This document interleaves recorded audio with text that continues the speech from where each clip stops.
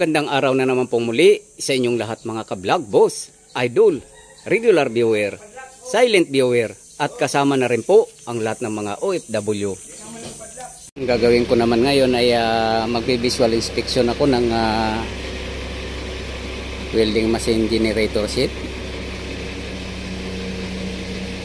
So matagal-tagal ko nang hindi na inspection to.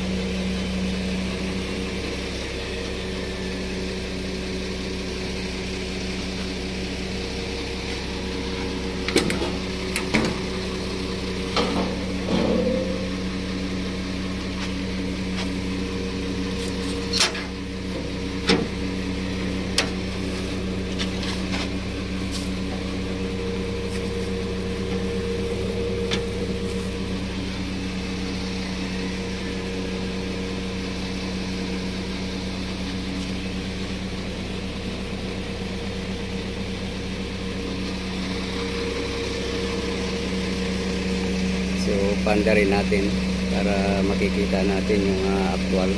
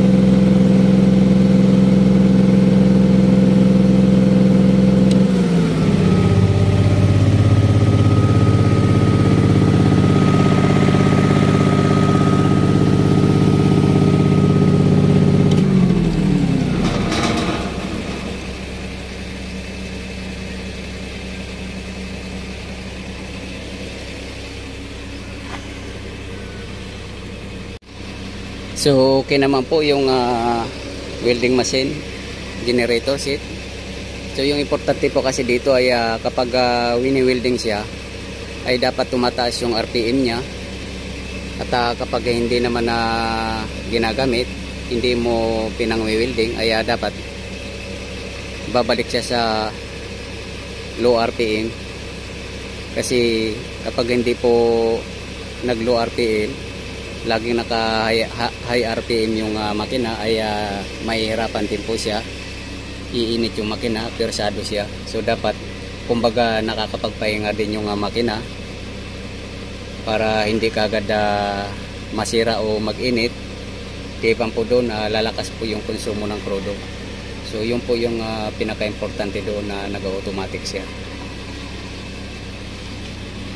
So hanggang dito na lang po muna ang video kong ito. Please like, subscribe na lang po and hit notification bell para sa susunod na mga video. God bless all po.